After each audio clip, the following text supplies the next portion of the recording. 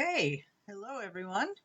I am live and I think ready for another fun-filled demo. Who knows what could happen? Hey Julie. All right. I'm going to wait just a second to see if we get more people coming in. Hi Patricia. And then I'll get started. Hey Carol. Good, people are coming in. That's great. All right. Okay. All right. So today I'm going to make some very simple stud earrings. I will show you here. Bring the camera down, hopefully. All right. Hi, Susan. So here are some of the ones that I did recently. Let me see if I pull this back here. Hi, Aldina. Hi, Diane.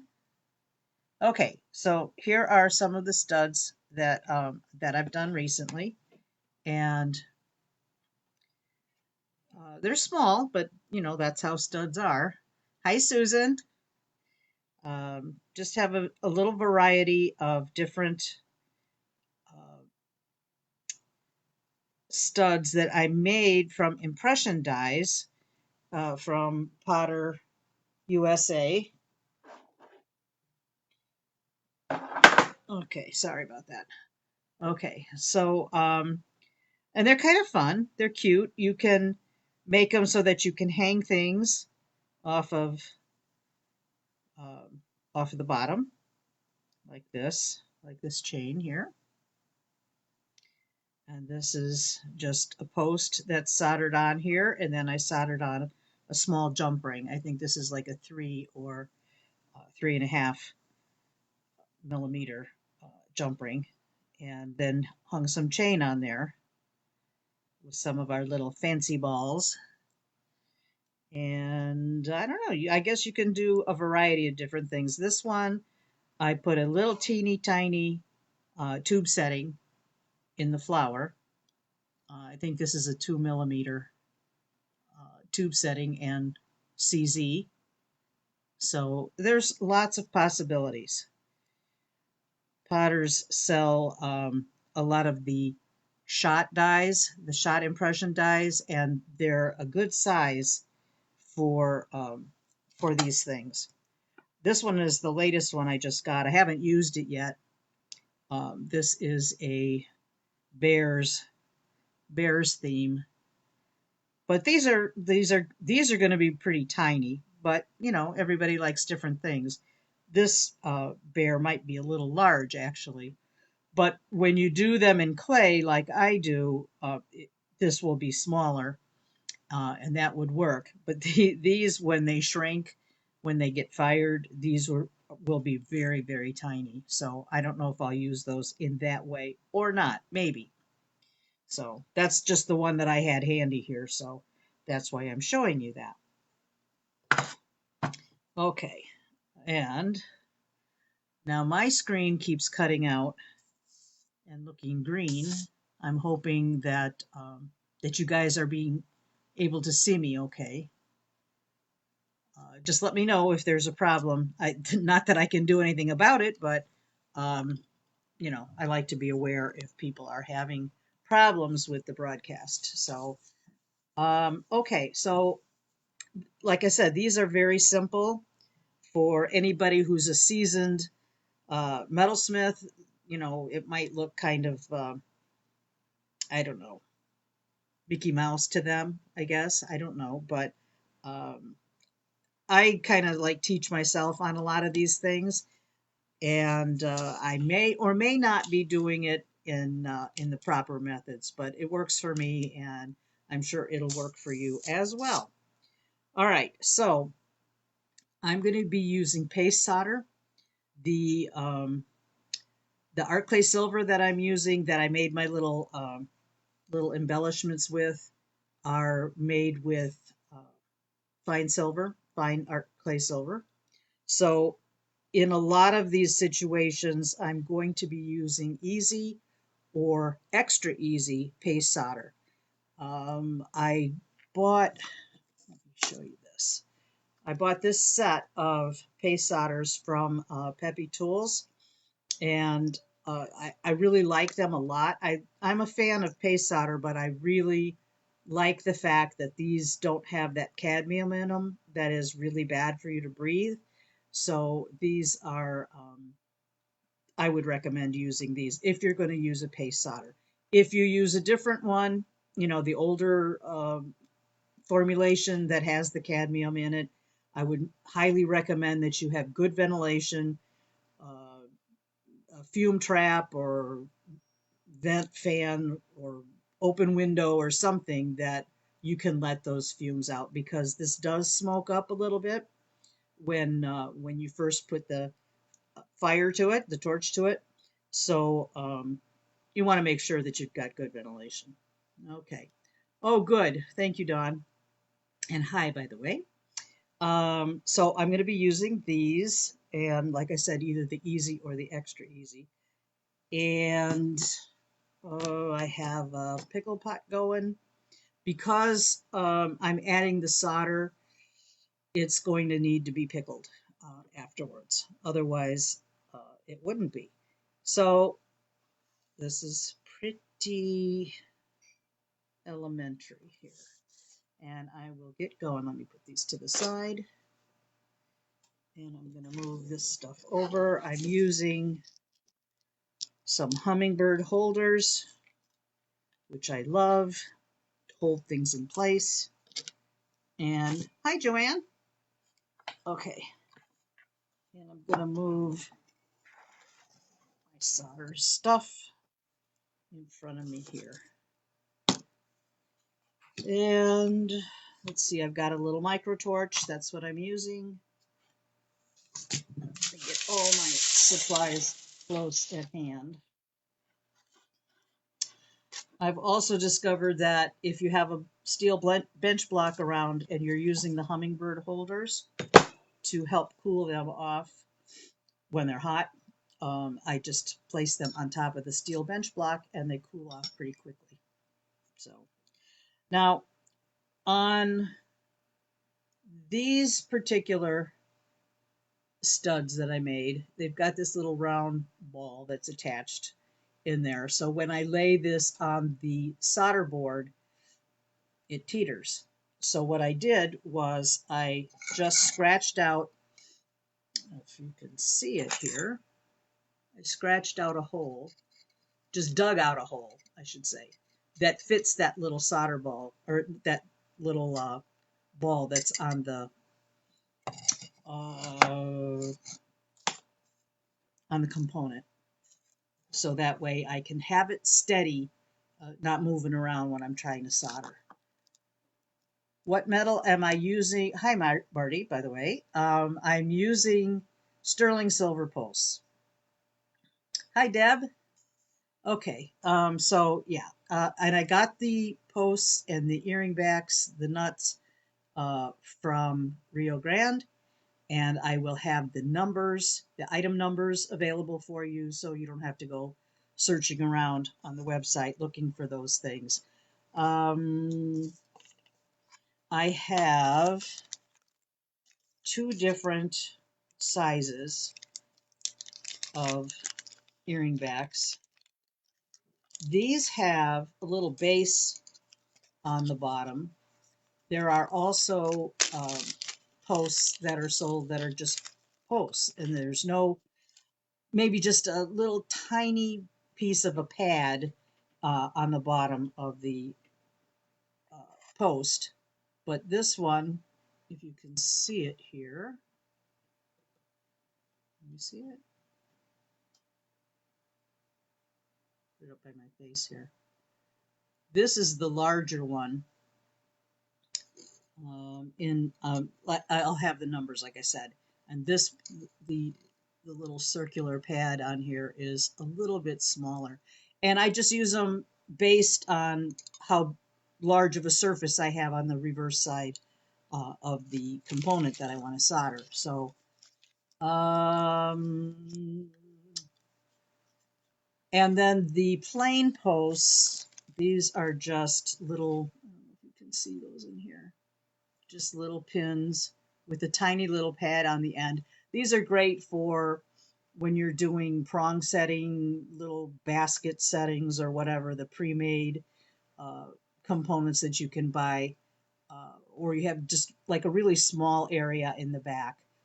You could put these on any of them if your uh, skill with being steady is good, but I kind of like the ability to have a little bit more surface on these posts right here. Okay, so maybe you can see it. I'm pretty sure you can. Um, like say, I'll drop the ear nut on this.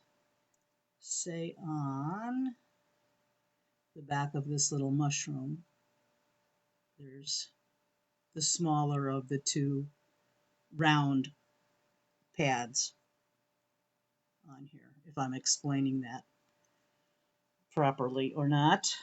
Yeah, that went on the floor. So, okay.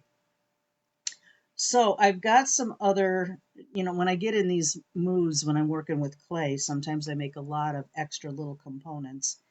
And I have these little,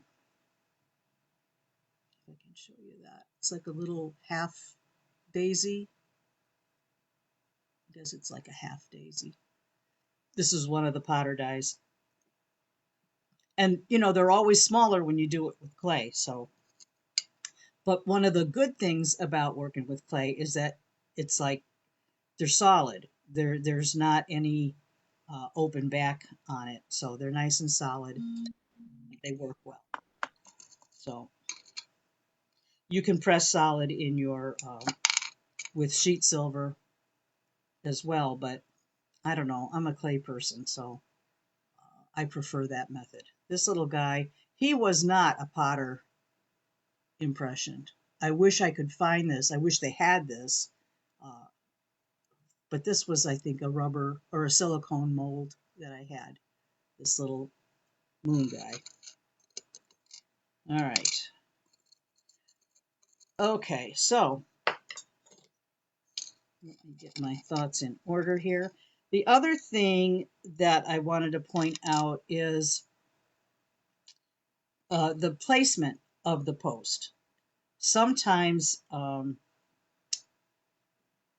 if your back area or if your component is large or it's heavy, and you put the post dead center, sometimes that earring the weight of the earring is going to make your earring not lay flat against your earlobe, but it might go down a little bit. So I like to position my posts a little bit higher up.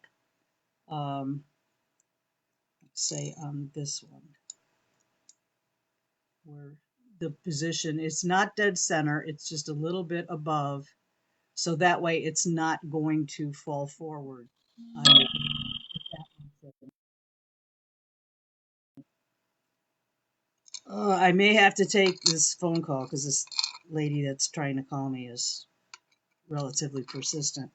Um, anyway, we'll just keep going here. All right, so I'm going to pick out these little daisy guys, or sunflowers, the half sunflowers to start with. And like I said, it's super simple. So I have lots of space on the back here. So I'm going to use the larger post, or I'd say the larger diameter of the pad on the post.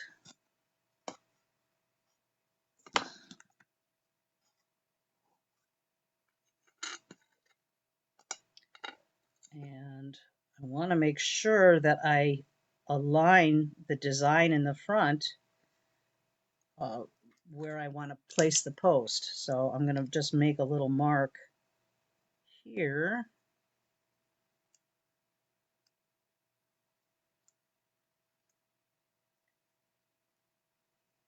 I guess you could have that however you wanted.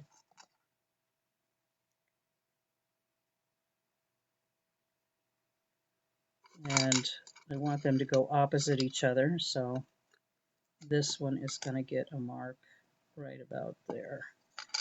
How do you like my precision measurements? That's as precise as I get. All right, so I've got my little mark there. And that little hole that I dug out, it doesn't really apply to this situation because there's rooting on this side. Oh, thanks, Tammy. My little green man. Okay. All right, so I'm going to use, now on this guy, I want to put, well, I think on this guy, I want to put the chain hanging on here. Maybe I'll just do this plain guy first. No, he's the moon. Where's the other set? You know, I've only got so much space here. You'd think that I'd find my stuff immediately. Oh, here they are. I'll start with this guy instead of the flowers because I'll just put a plain post on here. No loop to hang anything, okay? And these are circular design, so it doesn't really matter where I put the post as far as lining it up. So let's say I'm going to put it right about there. I'm going to use the Extra Easy because, first of all, I'm working with fine silver, and these little earring backs are so small and so tiny, I don't want to burn them off.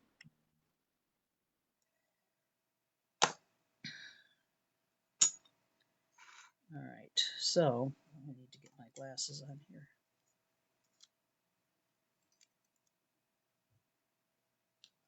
All right.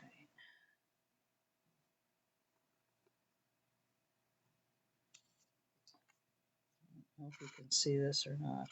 Hopefully you can.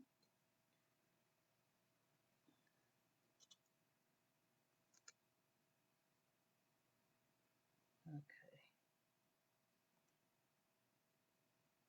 So I put my little paste solder on the little pad of the component there.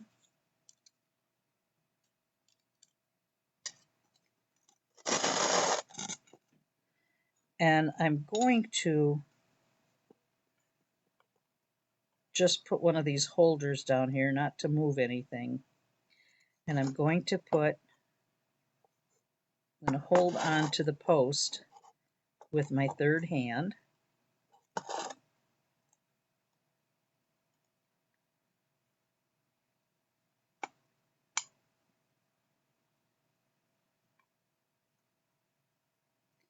All right, I've got to adjust this a little bit. And I've smeared my solder all over the place. So let me try to clean that up a bit.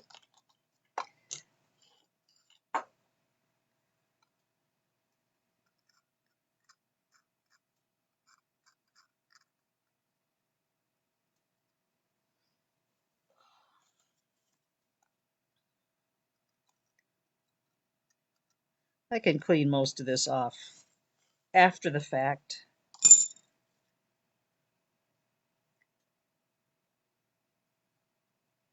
Dawn's asking if the shot plates use a lot of clay. Actually, not really, depending on the design. I've made a lot of little flowers and stuff. The clay will go a long way in the shot plates. All right, so I've got this. The post is being held upright and steady with the third hand. And I've got my torch here. I'm just going to heat everything up.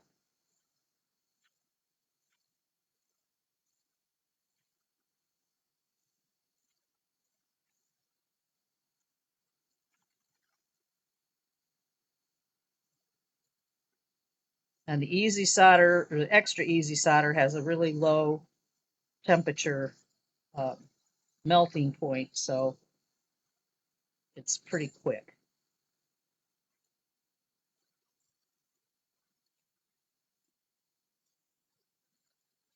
And there you go. All right, now I have my utility pliers here to pick up my hot hummingbird. And this post is on. I'm going to quench it. And it's pretty much just that simple. So the post is on.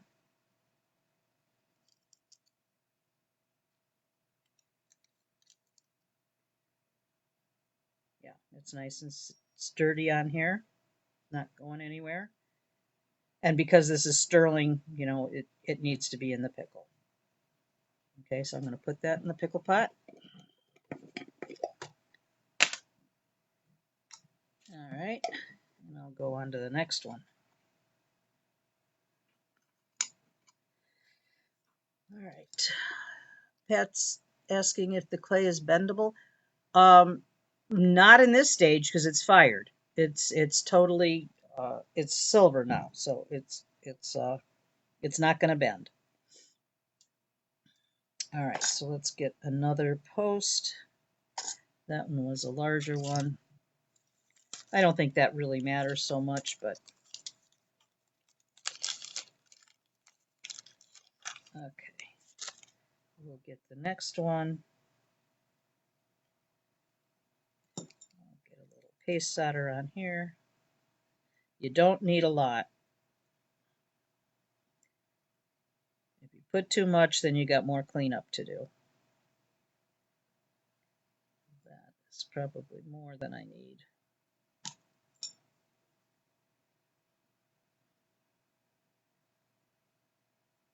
Okay. Tweezers.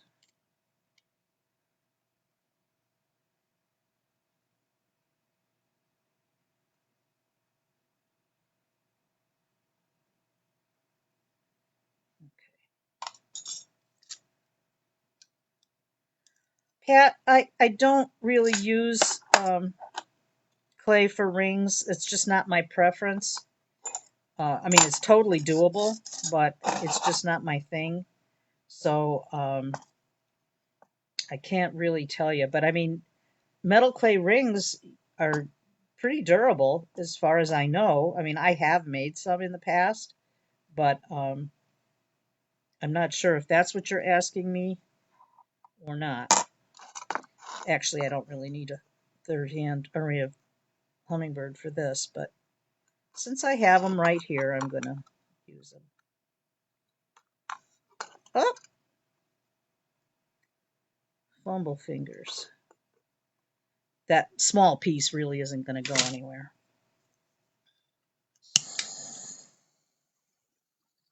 All right. So warm this all up. But these pre-made posts, I mean, they just make it so simple to attach. And you can put,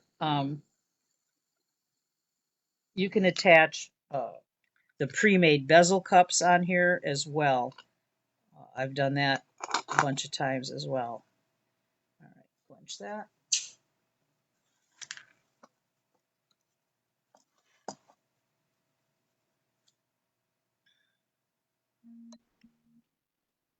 right. And put this in the pickle pot. All right. Get rid of this hot guy. All right, now I'll do one with the jump ring added to it. And I'm going to just do it in one step. I'm not going to do two solders with it, so it should be fine. Now I'm going to get a jump ring here, wherever I put them.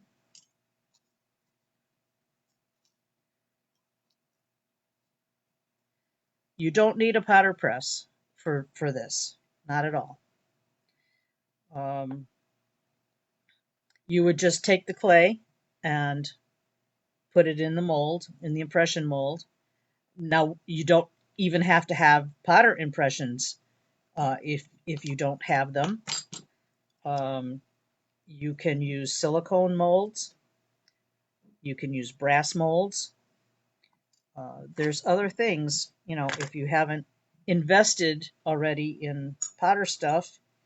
I mean, if you're doing Potter stuff for other purposes, this is a nice side uh, usage. Oh, I see. You have a Potter snake die. Okay. But you don't have a press. Well, uh, you can make, you know, you can use the impression dies by pounding your silver wire or sheet or whatever in your impression dies too. I don't know. I'd have to actually try. I don't have a die that I could make a ring from, a Potter die. So I'm pretty sure you could do it out of the clay. And then once it's fired, you can bend it. If that's what you were asking me in that question before, you can bend after you're done. The thing with clay is you have to make sure that it's really fired through, that it's, completely fired. Because if you're going to bend it and it's not fired completely, it's going to break.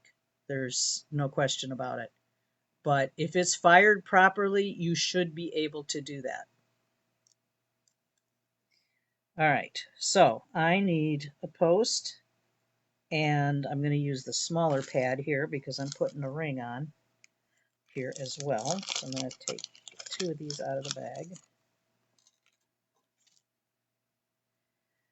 And I'm going to use the same solder on both and solder it at the same time. Since it's just a small area, I can do that without any problem.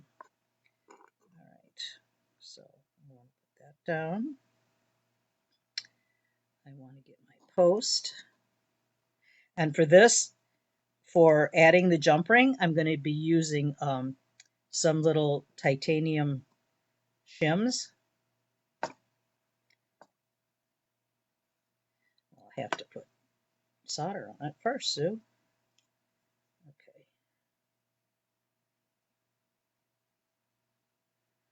A lot of times when I'm working, I'll squeeze a little bit of the solder out, like in a little tiny dish or something, to just have it available instead of taking it from the tube all the time. Okay, get that. And my tweezers.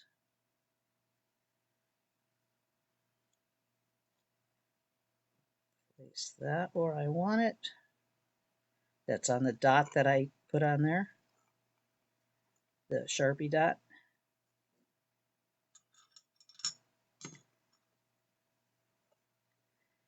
I don't know why I'm working so close to the edge. I don't need to do that. I may have to move the camera, just bear with me a minute. I want to keep that steady.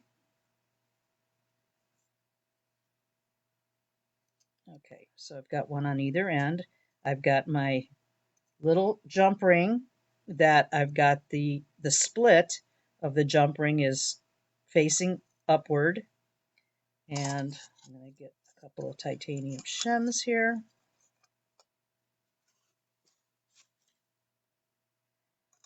And put them next to my piece.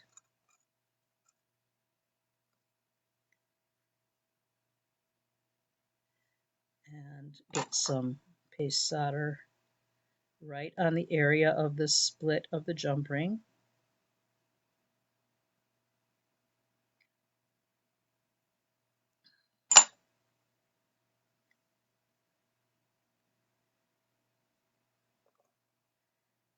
And place that.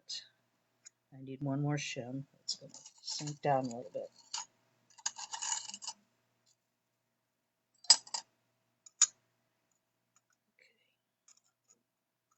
That's just to prevent the jump ring from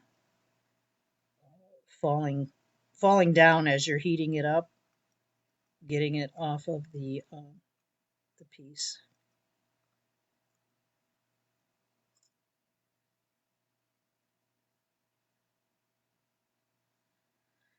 Excuse me. I think maybe what I'll do is I'll move these to the jumper. See if that works. Or if it's going to, no, it didn't. Too much weight unevenly. All right, make sure I put that back in the right place. You know, it shouldn't move, but just because it shouldn't doesn't mean it won't. Let's just try this one without anything else holding it. Well, no, I should put this on the post. With my luck, it would jump around. So that means I'm going to have to reposition all of this probably, because it's all going to move. See, I get ahead of myself before I'm thinking things out.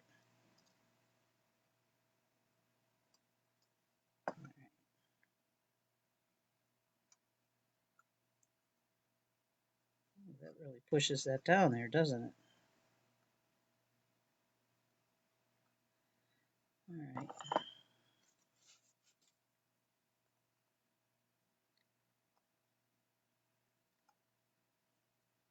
I'm afraid that that's going to move. All right, let's try that.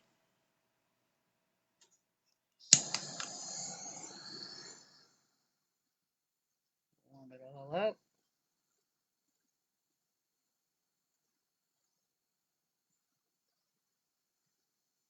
And because it's a small piece, you can do both at the same time.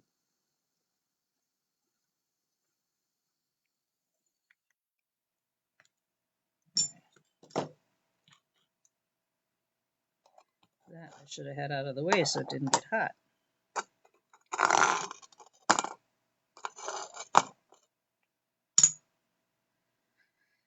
All right, pick this whole thing up,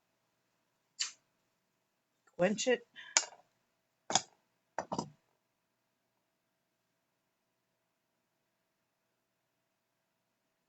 And there you go.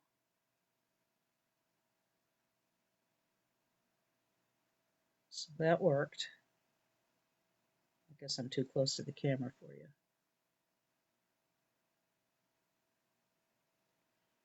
Okay, that works. So let's do the second one. I'm not going to put that in the pickle because I want to make sure, I mean, I will put it in there, but I want to make sure that I've lined the things up right.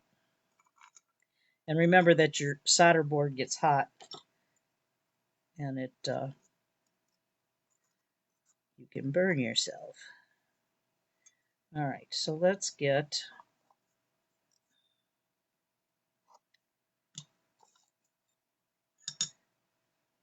a little bit of solder on the post. That's actually too much.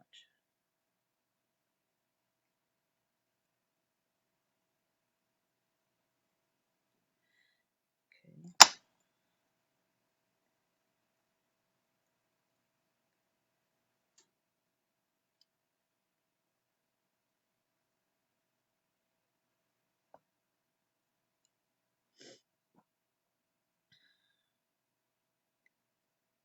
Third hands are great, but it's like you're always,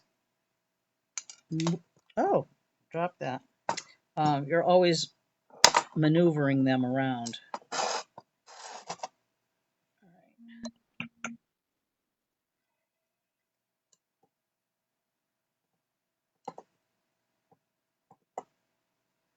And I lost some of my solder, so let's get a little bit more of that on there.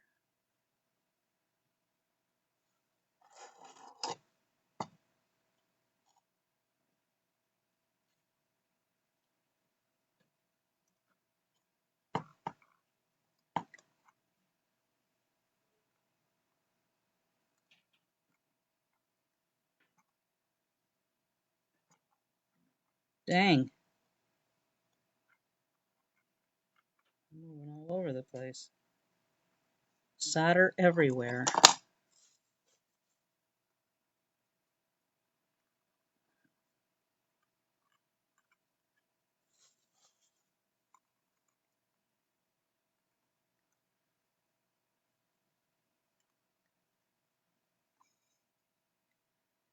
Okay. God only knows if this thing is all turned around by now. Okay, no, it's okay. I was just thinking that maybe my design had moved on the front side. And then I would be mad that I didn't take the time to look. All right, let's hook this guy back up here.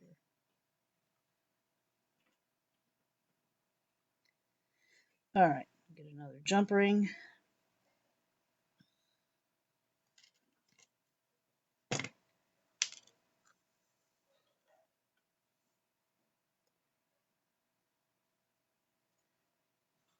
And the split top.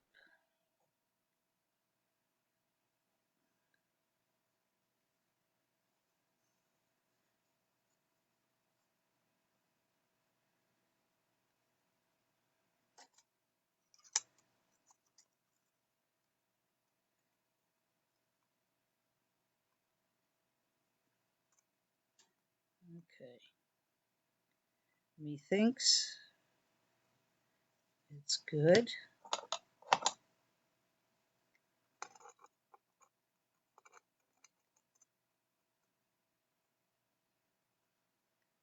Okay.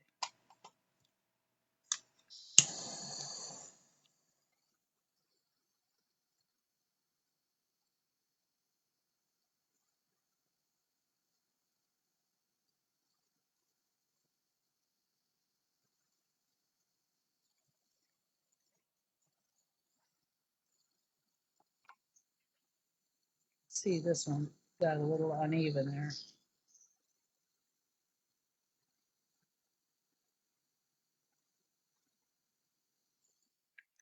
Okay.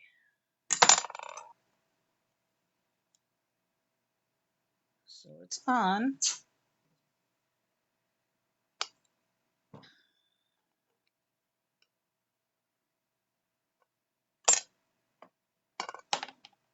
Oh, that other one got hot again because I had it on the board.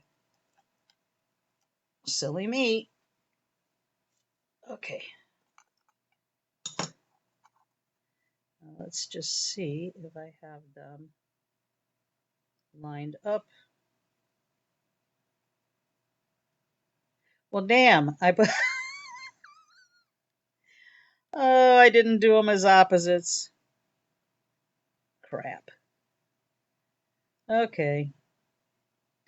I have to take these puppies off. Well, you know, like I said before, it's not a demo if I don't screw something up. All right, now let's see. How am I going to do this and get them off with relative ease? I may or may not do this right. Now I'm going to, oh, wrong jar, wrong thing. I'm going to put some flux on here since they were already soldered and see if I can pull these off without destroying them.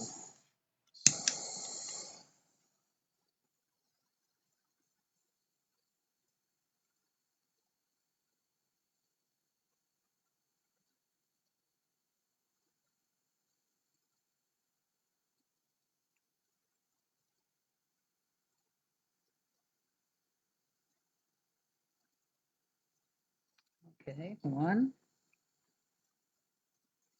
and done. Okay, good.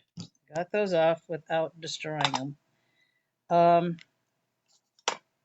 But now, what I should do and what I'm going to do are two different things, of course. I should pickle this and get it cleaned up, but I'm not since we're doing this live. Um, but understand that that's really what you should do. But I think it's going to work regardless. All right, so I'm reversing the order. I'm putting the post. I'm going to get a clean post and a clean jump ring, fresh one. And that's okay. That I have plenty of.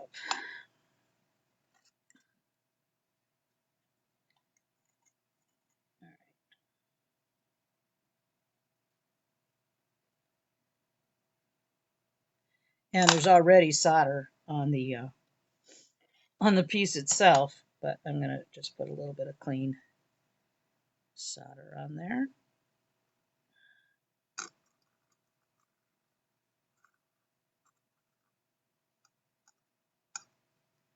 Or fresh solder, I should say. All right. And get my jump ring, split side up. Put my paste right on that split.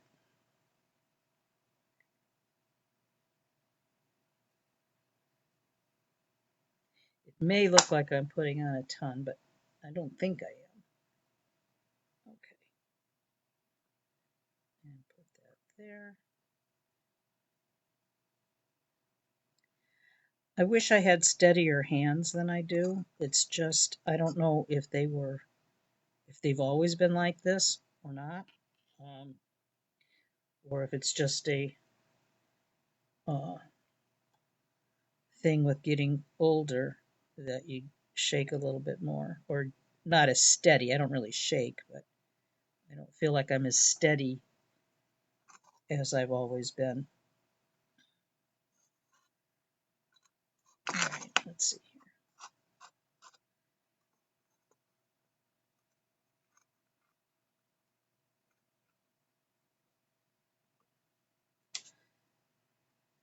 Do that. Oh, I didn't do the third hand again. Damn. If I only had a brain.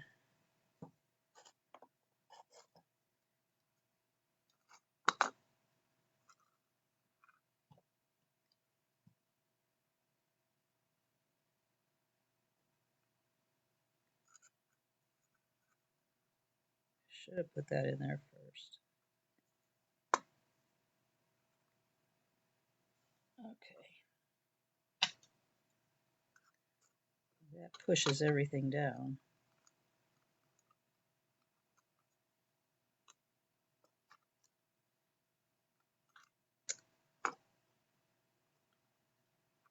Only because I'm live, all this crap happens.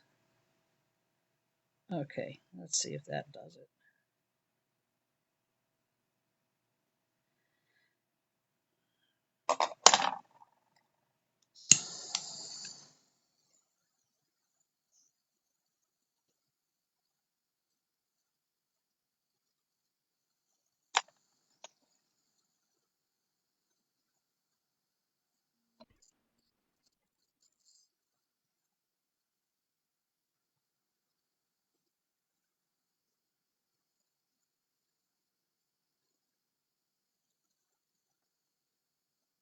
All right.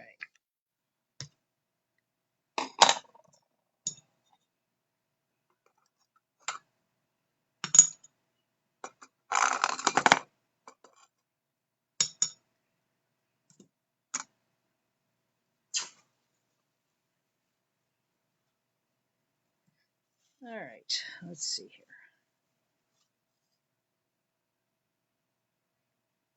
Did I do it right this time?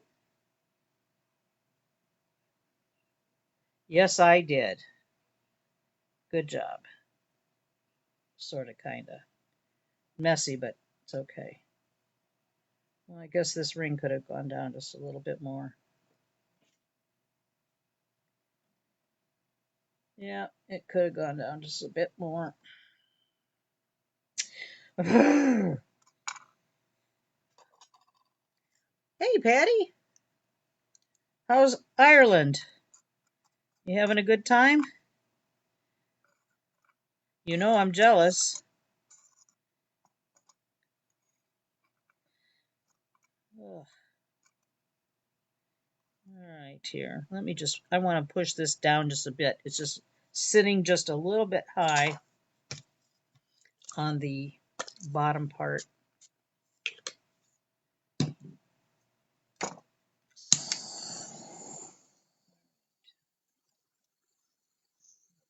Hopefully nothing else will move. Just want this to tip down just a bit.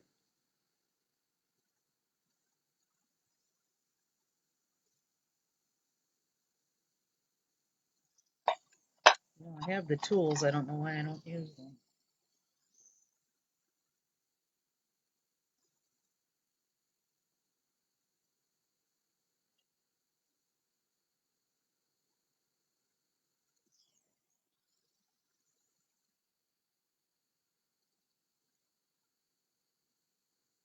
There we go. All right. That would have bothered me.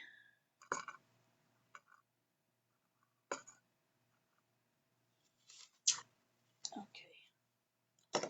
Except I might have pushed it down too hard. It's okay. All right, so these are going to go in the pickle. I'll take the other ones out.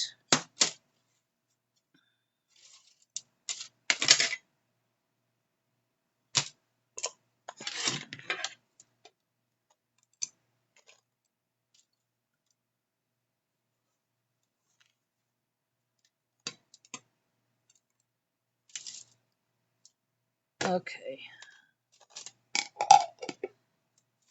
Sorry, you get to see my fat arm. Okay. All right, so these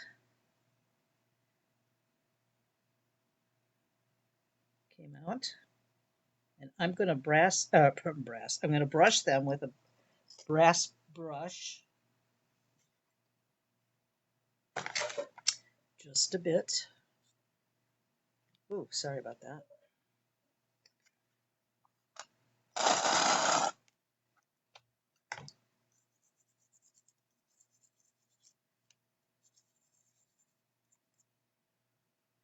I know you can't see what I'm doing here. I'm right here.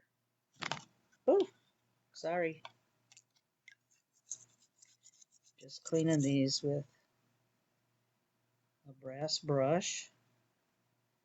And I knocked over my post a little bit, and I'll show you what you do about that. To strengthen up your post a little bit.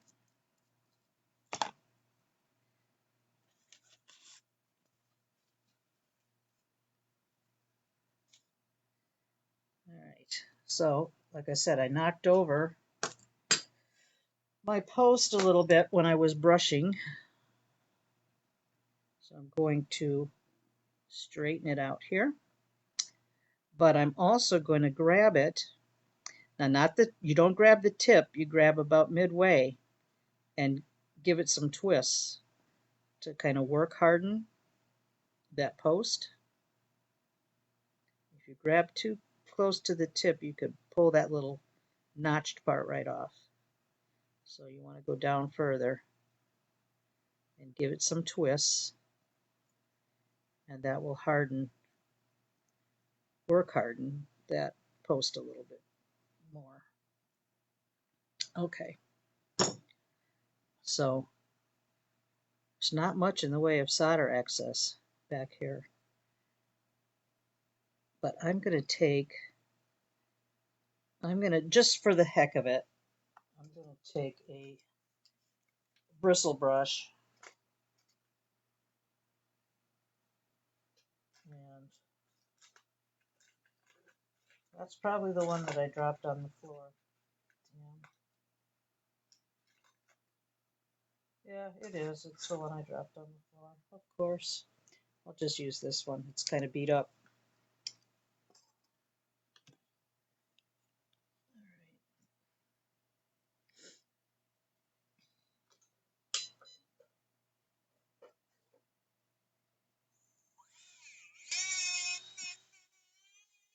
I'm going to stick this in all of these in the tumbler later, but I just wanted to get it just shined up a little bit.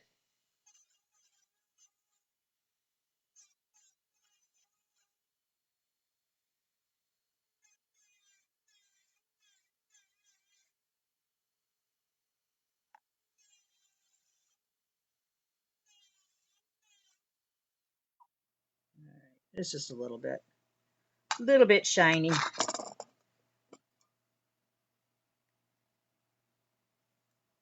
gonna brass brush this one too, a little bit, just to clean it up a bit. The clay, when it's fired, it turns kind of whitish, like a whitish film on there that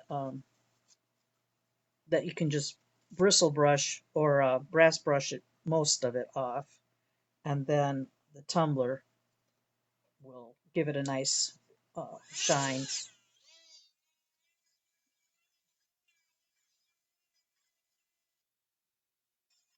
But then I'm going to patina these later because I really like the look of silver after it's been liver of sulfured and antique that way. I think it's a nice look.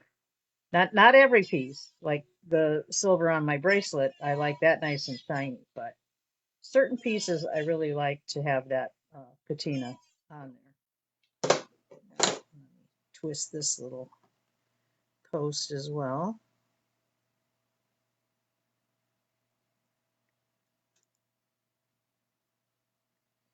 Got a little aggressive there. Just gently, don't get aggressive or you'll twist your post and break it. Okay. All right. So that's one little pair of studs right there. That was pretty simple. Okay.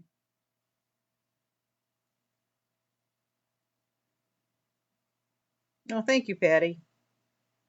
Okay, so that's the one pair. And the pair with the loop, I mean, that's what you would do on all of these pieces.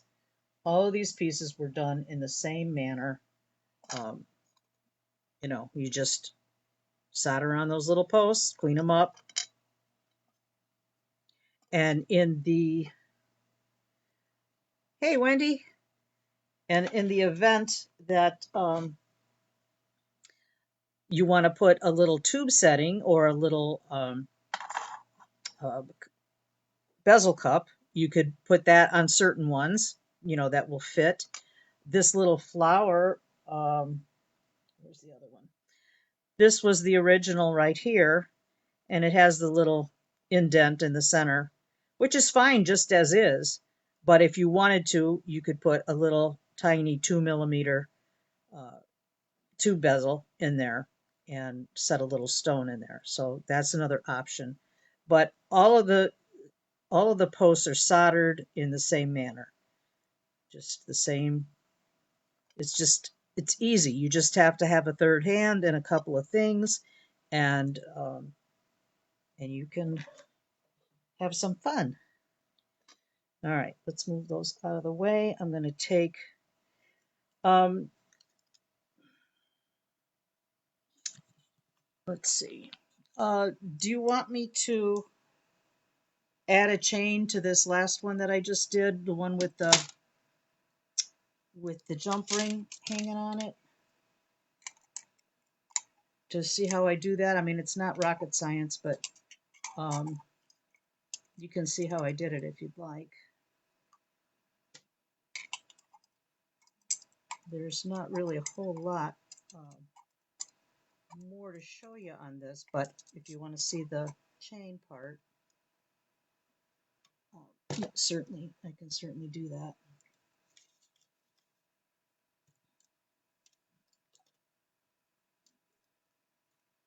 All right, let's see here.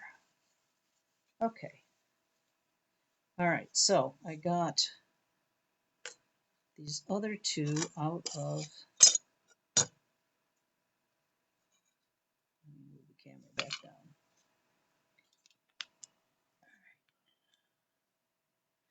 So I got these other two out of the pickle. These need a little more cleanup, especially this one since I moved the pieces around. And what I would do for that is I will take, I suppose there's a variety of ways that you could clean them up, but this is what I normally do, is I take a coarse white wheel that has some abrasives in it, and I just kind of clean that up. The knife edge is nice because it can get in those little tight spots. The thing to remember though with these is that you can um, file a groove into your metal very easily with too much pressure. So just be sure to watch your pressure on those things. But it knocks off the extra solder fairly well. And you should wear a mask and eye protection when you're messing around with this stuff.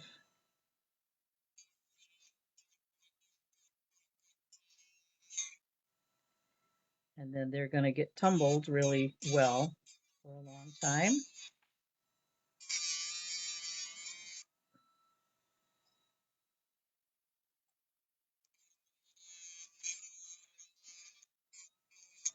Wish I'd have done a better job soldering this ring. You can see the splits open. It's not open, but it's not closed together real tightly.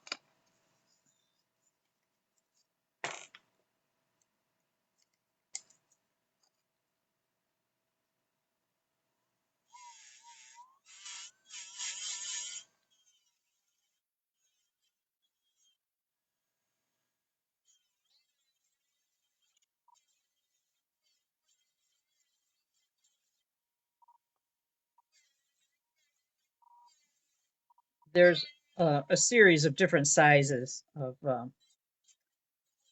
these 3M wheels, these bristle wheels,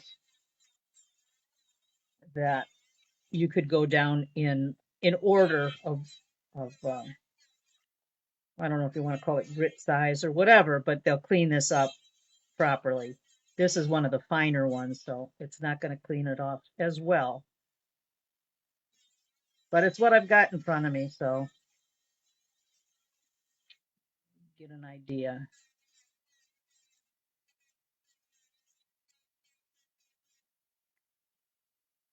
This would look great either left to a high shine or with the liver sulfur on there. It's really your preference.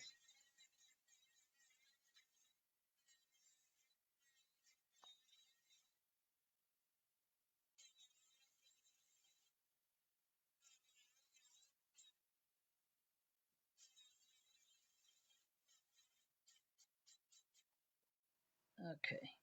All right. Okay, so for the chain, what I'm going to use is I like to keep extra bits of chain. Sometimes, you know, when you buy chain on a roll, you get little odd uh, remnants left, and it's just perfect for this kind of thing. So what I'm going to do is, where's my chain? I had it set out here. Oh, here it is. Got pushed to the side here. I have these little 3mm sterling balls here and some jump rings.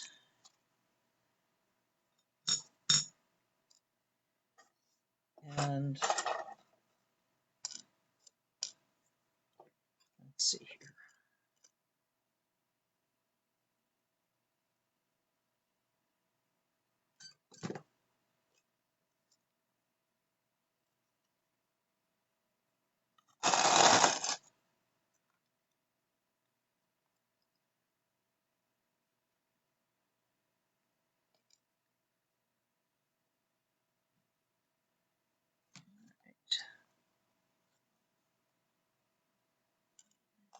All right, and you just want to make sure that the chain that you have is going to go through, the jump rings are going to go through the links of the chain. I typically use 18 gauge for all my jump rings, but that's not necessarily going to fit through some of the chain choices that you might have.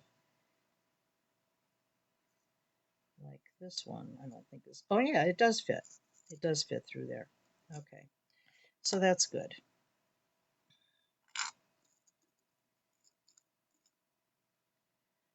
All right, and what I'm going to do is cut, I don't have a lot of each one, but I'm going to cut 2 different chains, and let's see how long I want to make that. I think this one, just randomly,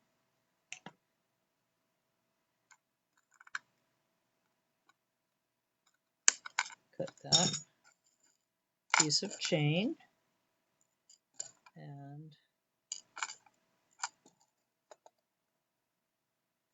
open up my jump ring and thread that in there.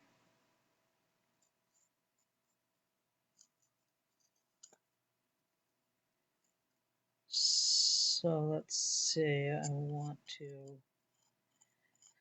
to make the middle. I guess this is just a matter of preference of what you want, how long you want things to be, how long you want your earrings to be. You know, if you don't have a long neck, maybe a little bit shorter would be good for you. But if you're making them for somebody that has a long neck, you might want to go a little bit longer. The longer they are, I think they're more in style, but I don't know if that's just meant for younger people or just people that have longer necks. I don't know. All right, so put this on there too. And they don't have to be even, they can be whatever you want them to be. I know my hands are in the way, but I'm just trying to get there we go, got it looped. And let's say I'll cut this off here with my accurate measuring skills. Drop that right off. There we go.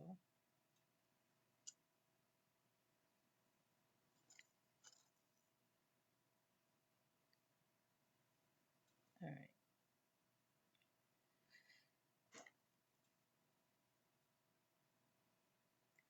Okay, so now I'm going to put little 3mm balls on the ends of everything. I think I'm going to make this one just a tad shorter. The center one, just a tad shorter.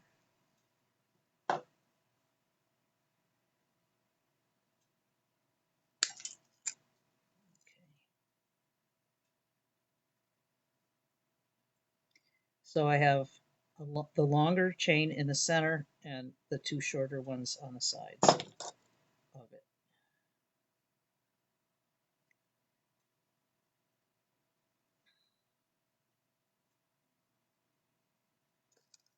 Yeah, and there's no saying that you have to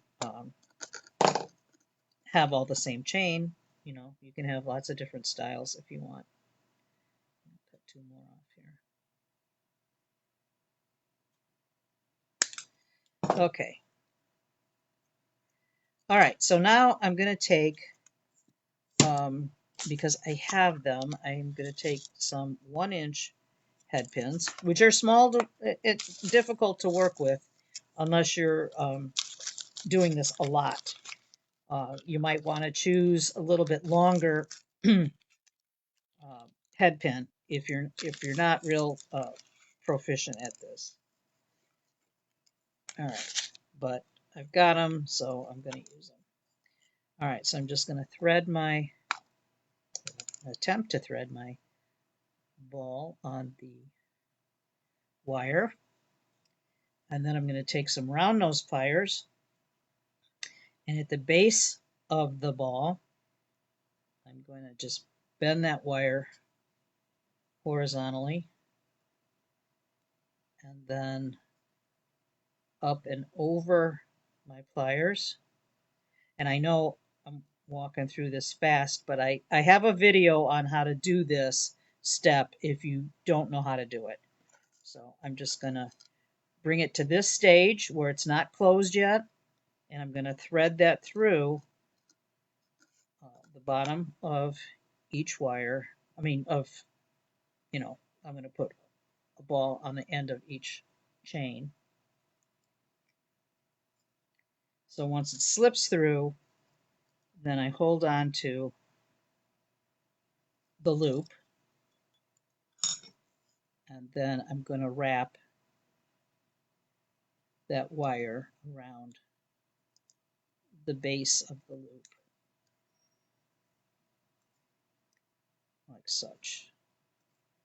And you should wrap it at least 2 to 3 times, whatever it takes to meet the bead, so that whatever's hanging there isn't going to be flopping around. And then cut off the little excess piece that sticks out. And then I always kind of smush that little wire that's kind of sticking up a little bit so that it's not pokey. All right, so that's one.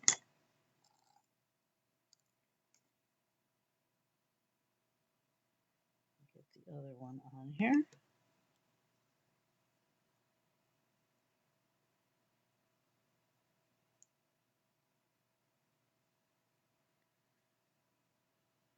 And I would make all the components. I would do all of this, attach it all,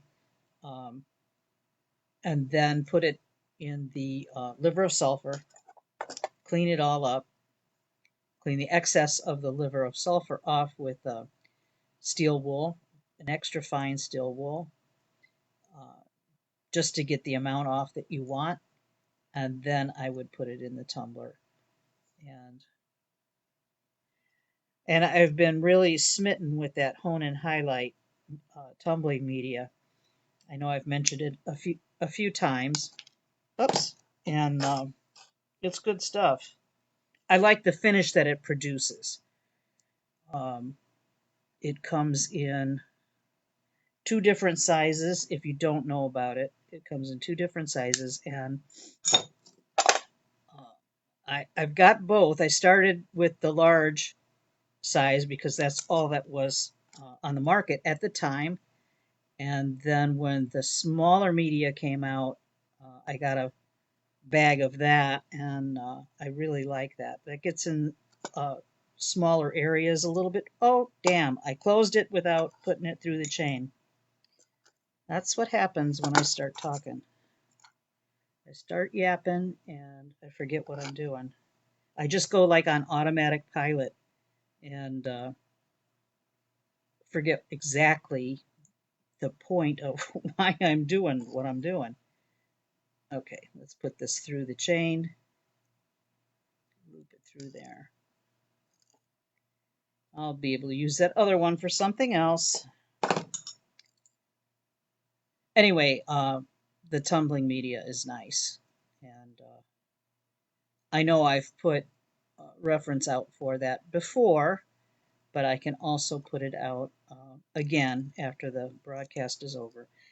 And I have a handout, so I'll try to get all that stuff at the same time. The thing with Hone and Highlight, though, is you need to dedicate a tumbler, a barrel, the canister that you do your tumbling in. You should dedicate one just to that and not mix it with using shot one time, steel shot, and then your media. I'm not sure why that is, but I think it messes with the type of finish, or I don't know if it does something internally to barrel or not, but it's not recommended that you use them for the same things. So, all right, get this last one on here.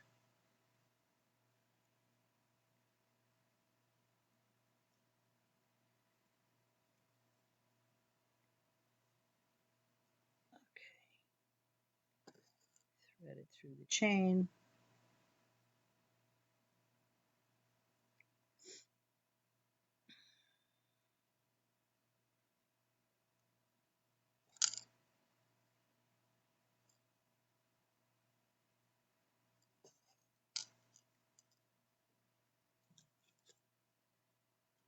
All right, hold on to that. I'm doing this one backwards.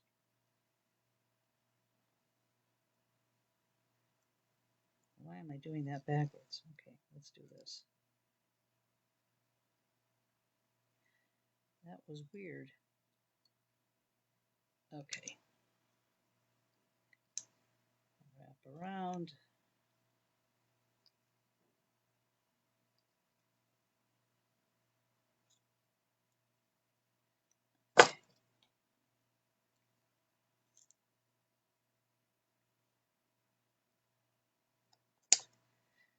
I did I don't know if you saw it, but I did it just before the broadcast. I made a little reel on this demo of the process, just a quick little thing. I'm having fun with those reels.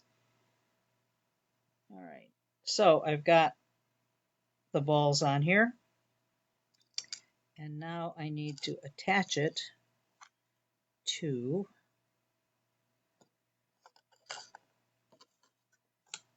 my stud. This would probably be better with some smaller jump rings than what I have right here. But, you know, that's all up to you. I'll open this up a little bit more. I need to make a bunch of jump rings, and it's not my most fun thing to do, but it's necessary. So I need to do that. But for them to hang in the right way, it's like you've got to put a jump ring between the connection here on your component, on your stud, and then these. So that's why a smaller one would be good. You could actually, if you had small enough jump rings, you could just attach them directly to this loop here, and then you would bypass the need for more. So let me look at that. So that's not bad.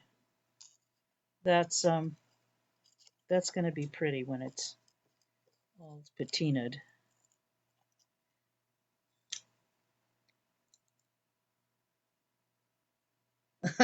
Nancy says, however, did I end up on a live when I'm supposed to be paying bills? There's always time later, Nancy. Always time later. That's what I do that stuff in the evening and spend my days doing other stuff. Okay, so I'm pleased with that. And I'll repeat that on the other one. I won't do it on this live, but that shows you, you know, save your bits of chain.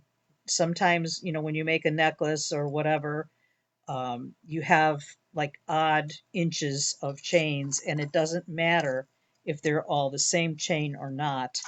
I do try to make both earrings the same, but if I have to use a variety of different sizes of chain, why not?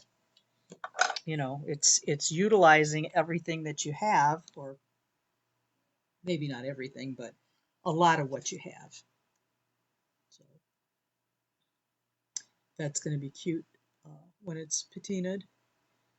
I'm going to do that after we're done here, and then I'll post a picture of the finished ones, both pairs that I did on the demo. This other little one. This is the detail on this will show a lot nicer once it's got the patina on there. So it's just a different take on stud earrings.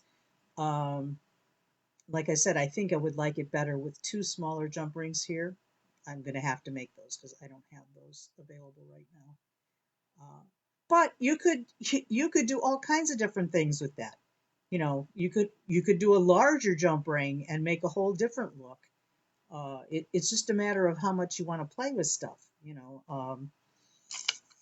I don't know. Well, playing around. I mean, sometimes you come into some really good ideas. So anyway, all right.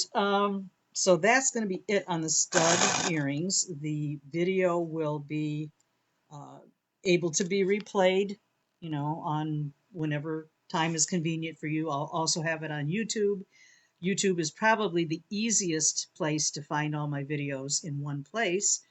Um, and they're all named where, sometimes in Facebook they get lost. And I mean, they are there. They're on our group page, but you have to scroll and look for them. So if you go to the YouTube site, you can find them all, and they're all named.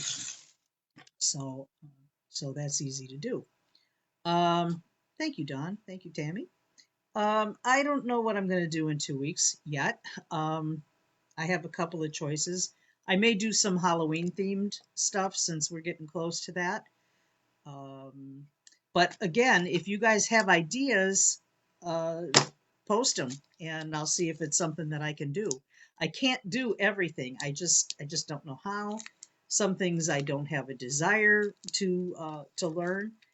So but shoot some questions and or not questions, but some suggestions, and that way, I'll have more things to get prepared. So the handout will be coming. There's a few references, but not much. But I'll have the Rio earring posts, the numbers, the item numbers, so then you can find them easily. And as far as the earring backs go, the nuts, they don't specify, like in Rio, it doesn't say goes with, fits with or fits on um, the earring post number such and such. It just gives you some diameters that mean absolutely nothing to me.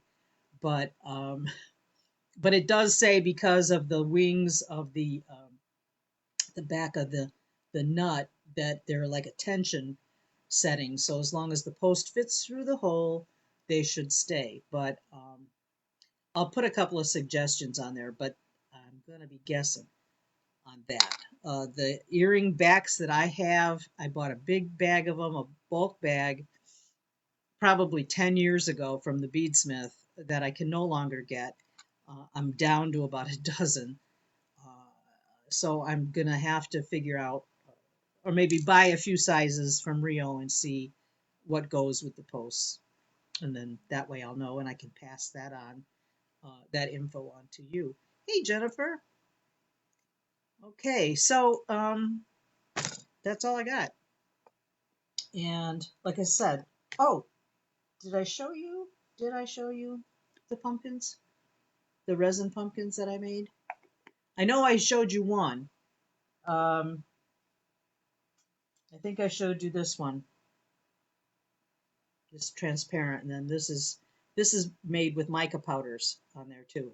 So I've been having fun with these and making little floral arrangements. Um, Also, I did the floral picks.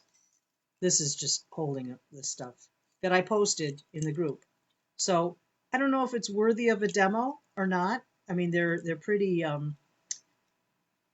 simple in the fact that there's not much to do with them. It's just getting a wire and soldering them on. But these are all pieces that I made from Potter pancake dies. So, unless you have that sort of thing, I don't know if a demo like that would be of value to you or not. So, I mean, if it is, let me know and I will see what I can come up with. So, all right, guys, thanks for joining me. I always enjoy you being here with me. And I will see you next time. Toodaloo.